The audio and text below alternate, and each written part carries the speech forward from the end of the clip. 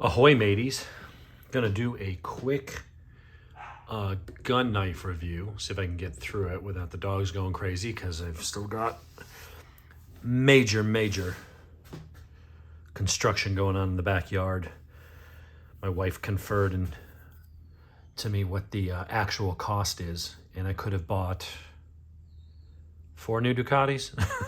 It's insane, but it's gonna look amazing. I'll do a video of it once it's all done on Saturday. So anyway,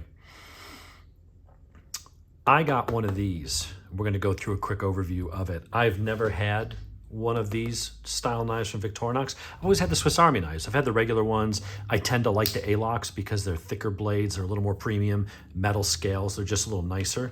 But I've had, different ones of different sizes. Some that lock, some that don't.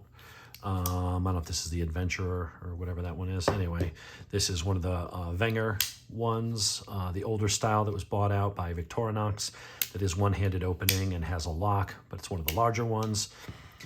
And I was like, you know what? I've seen these before, and I was interested to try them out. And as I've been on a sort of a kick lately of traditional style knives, this was kind of neat in that it's the Hunter style lockback, so it's your more traditional style, with the modern materials and stuff. So what this is the Hunter Pro ALOX, which is the aluminum, not the plastic handles. So it's some more premium. I'll put a link to it. Got it off Amazon. Like $84 or something like that. So, very reasonably priced. So let us take a look. Oh, it's going to be a big boy. So what have we got? Little paracord, that's down in there. What is that? Okay, so if you're the kind of person that wants a lanyard, got a nice pocket clip, deep carry pocket clip. Kind of weird and wavy looking. I'll be curious to see how that feels. And then your instructions, warranty card, and all that crap. So I'm not probably going to use the lanyard. I'm not a lanyard kind of guy. But I can see where some people might want that. So, more power to you. So let's take a look at it and see what we think. Pretty nice so far. Now these came in 2 styles. One had your almost Spyderco-ish type of apparatus where you can open it with one-handed, but it created more of a hump there, and I kind of wanted to keep it more in the traditional lines. I just like that drop point blade, so a style, so I wanted to keep that. Weight-wise, well, might be a little bit heavier. It's aluminum, but there is a bunch of steel in there. But for its size, it has some heft to it, but it's not crazy at all. Ooh, that is nice and tight. So this is something I like, and I'm going to compare it to one of my other Hunters here. So, for a quick size comparison, let's just get that out of the way. If you're familiar with the larger Victorinox, it's a big boy. It's bigger than that. Maybe not so much in length, only by like 1/4 of an inch. But if we look at this, we're looking at a solid 4-inch blade. Cutting edge is about 3 7/8. Overall length, if you include that tab there, is about a scooch over 9 inches. If you don't include that as part of the knife, then you're going to be just a scooch under. It's not in the way. Don't know what I would use that for. I guess you could use it as a striking pommel or something. It's pretty hefty, pretty beefy, thick steel there. The pocket clip is not removable, nor is it reversible. So that is, I guess, pinned into place. So there's no way really to remove that. So spring tension's light, but that's okay. It won't chew up your pocket. Feels pretty good in the hand. You got some finger grooves here. This is not really digging in. I don't feel much of a hot spot. I feel this is nice and curved, and all the edges are really nicely rounded and radiused. So I'm not feeling it there. I'm feeling a little bit of a hot spot just from that, but it's very minimal.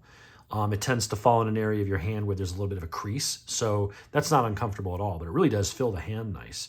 Tension on the spring is strong, so that's my thing with lockback. Sometimes I always worried if you gripped it really hard, would you press it, accidentally press it and risk it closing on your hand?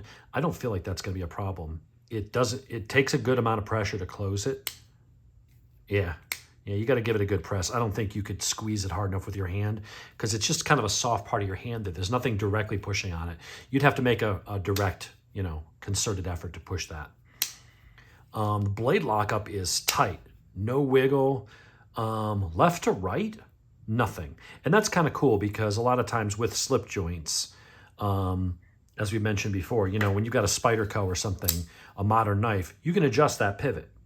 So if the blade's a little loose and you want to, you know, tighten it up, or the, you know, the bearings, the bushings, whatever, wear over time, you get a little blade wobble, you take your hex wrench and go, and just give it like a 1/16 of a turn, just a little bit, and you tighten it right back up.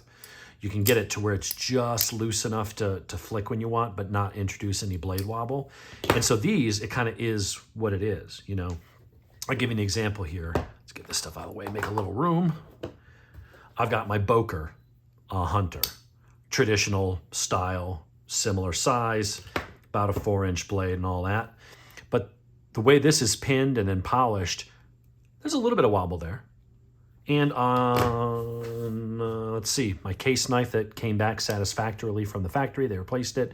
You know, really nice, very smooth. But there's some blade wobble in there. And that's just you know, it depends on when they press this together and they peen those pins over and then they polish it. It comes down to, you know, whether they're pressing it or doing it with a hammer. You know, some are just going to be naturally a little bit tighter than others. And you might get some blades that are a little more stiff and have less blade wobble, and some come right out of the gate with blade wobble. And there's nothing you can do about it. There's no real way to adjust it. I've heard, you know, knife guys say, well, you can press it some more, and then when that head of the rivet, which is polished flush here, gets a little proud, sticks out a little bit, you can rebuff that. I'm not going to do that. You know, it's one of those things where it either works or it doesn't. So luckily I have some with some blade wiggle. Hopefully it doesn't get too bad as the knife gets old, but that's just the style. So I'm happy to see that here, that is a stainless steel, which is going to be harder than brass and what some of the other knives use, but it's what they use on their ALOX series. And that is really mashed over. So that, you know, this may loosen up just a little bit over time. And kind of really just smooth as the metal wears on metal, but it's all very nicely polished inside their stainless steel, that liner. So that should wear in nice. Put a drop of oil in there and just play with it on the couch one night. It'll probably break in real nice. But that feels good in the hand, man. I mean, it's a big knife. That's a big boy. I don't know that that's going to be your EDC, but if you like that, you know, that kind of bigger, rough style, this is something, you know, if you're going camping, hiking, hunting, whatever, I mean, it's a hunter. That's a nice, good, stabby, very well-supported tip. Let's see how sharp it is out of the box. Grab a slice of paper. Ooh, it didn't feel that sharp. When I felt it, I was like, eh. But you know, I'm just kissing it. I mean, look at that. I can just shave off. I don't know if you're catching that. Is that thing zooming in on it? Let's see. I mean, you can just barely touch it, and it's just, that is a sharp blade out of the box. Push cut, not doing a push cut. Once it's started, maybe it'll start. So it's not quite sharp for that push cut because it is a very thick blade. That's a pretty wide blade. But man, that is just really beautifully sharp. So excellent, excellent job. It's nice to get a knife you don't have to tune up and do the edge on. Which unfortunately with the case and even some of the Bokers, they needed just a little bit of touching up. So that is the ALOX Hunter. That is a very strong feeling, robust knife. It has some heft. Yeah, it's definitely heavier than that one, but it's not, you know, it's not unmanageable. It's not like you'd feel weird carrying, at least I wouldn't. I could carry a knife that big. I wouldn't go much bigger, but that's about as big as I would carry. But man, if you want a good full-size knife that's got a really good edge on it, you do have a little bit of jimping. I can't say the jimping's all that much, honestly. If we look at something like that, that jimping is much more aggressive. When you grab it, you feel like it's actually providing your traction, or I should say the best one here is going to be the Spyderco Para 2. That's some nice jimping. And then it's also ramped. So when you were to grab this and have to push into something, like it really locks your thumb in there. This I feel is like, I don't know, it's more gratuitous. It's there, but honestly, it's not providing any traction. It's just, I would think this is acting more as just an indexing point so that you kind of know where your hand is if you weren't looking, or if it was dark, you'd kind of know where your thumb was on it. It does allow you to choke up a little bit and kind of have your thumb in that position, but it's not really providing any traction. The handle, I think it's beautiful. I mean, it's Victorinox, you know, it's Swiss made. It's hard anodized aluminum. Of course, over time, you probably wear away at some of that and it'll get that worn look, but it should be durable. I mean, it's T6 or T7 aircraft grade aluminum. It's hard to anodize over a stainless steel liner. So there's really no flex in that. That's a very strong. Yeah, I'm glad I got this. I looked at them for a while and I'm like, oh, you know, because you look at the pictures, sometimes it almost looks like, is that really going to be a good knife? But honestly, I mean, Victorinox does make a lot of good stuff, so I'm happy with it.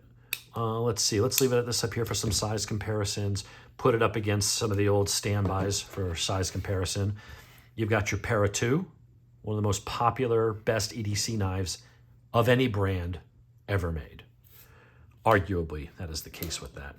I've got my Hogue. It's the SIG collaboration. So this is the K320, which is the companion knife to my SIG P320, or really the M17, M18 Army or Marine pistols, which I have, both in airsoft and legit 9mm. So it's definitely up there in size. It's definitely a little bit bigger than the Spyderco, but it's not crazy bigger. But it is definitely bigger. I mean, a lot of people consider this on the big side. A lot of people like the Para 3 because it's a little smaller. I've got XL or 2X hands, so with those mitts, I find that these knives are great. I can really, you know, as big as that is, my hand does kind of swallow up that handle. Here, I still got a little sticking out, but my hand, it really is comfortable. It's thin, which I like. So while it's as big as, you know, maybe some of their folders, when you look at the thickness here, especially if you take out the pocket clip, when you look at the thickness of that, I mean, it's half the thickness of, what is this one? The Model 78, the Ranger 78 or 79. Granted, this one's one-hand opening, has a push lock that pushes, when you push on the emblem, pushes out the liner lock out of the way. This one locks as a liner lock, but it's kind of weird because it goes left to right, so you have to use the other hand. You can't push it to the side and close it with your finger like you can on others. It takes a little bit of practice and it's weird. Now, if you're a lefty, you could do that because you could push it like that and snap it shut. But it is thinner than that one as well. That's only a 2-layer, so that's very cool. Let's get some of these off of here. The ALOX I just really like. You know, I like the Swiss Army knives, but the plastic ones feel plasticky. Now, it doesn't mean they're not good quality. It doesn't mean they're not tough and rugged and they won't take a beating. These knives absolutely will. But when you get to the ALOX, the blades, like when you look at the smaller Swiss Army knives that are in this size, the blades are smaller. Like they're a little bit smaller this way. Possibly, I think the main reason is because on the ALOX, they tend to not have back tools. So instead of having to have a tool in the back that goes in, and so the blades coming in from this side have to be shorter so they can all fit in here, they're able to make these blades just that little bit taller. I wish I had one of those other ones. I didn't think to grab one to show the difference. But the blades are also thicker. They tend to have less wobble because, again, it's not plastic. It's you've got aluminum scales with the liners in there. It just tends to be a nicer feeling. The walk and talk, that spring action is just a little bit better. The blades have a little less flex to them because they're thicker on the ALOX. It's just their premium line. And so seeing that extended, you know, here, they do have plastic handled versions of them. You can save like $20. But honestly, for the extra $20, I just went with the ALOX. I think the rest of the specs are the same. The weight will be similar, but it sits thinner because for the plastic ones, they may feel a little more ergonomic, but they are thicker. And so with a knife this big, it's going to print more in your pocket. This one, whether you're using the clip or not, that clip is very tall, although that piece is going to stick out. Very nice. Yeah, that'll sit nice and flat in your pocket, make a pretty damn good knife. I can see this making its way into an EDC for me. I like this knife. It's big, but without having the pocket clip, and it's almost like too fancy, the Boker, to carry as an EDC. I kind of just have it just to have it in my collection because I really do like it. But something like that, very clean, very utilitarian. Some of these knives are a little more flashy, although this, you know, you could do some serious work with that knife. But something about just the clean lines It's simple, honest ergonomics. It's something that's just meant to work. You know, get in there, do your slicing, do your cutting, do whatever you're doing. And a knife like this, I don't think will let you down. I don't know what the steel is. It doesn't say. It just says Swiss made. I'll have to look up the specs somewhere online.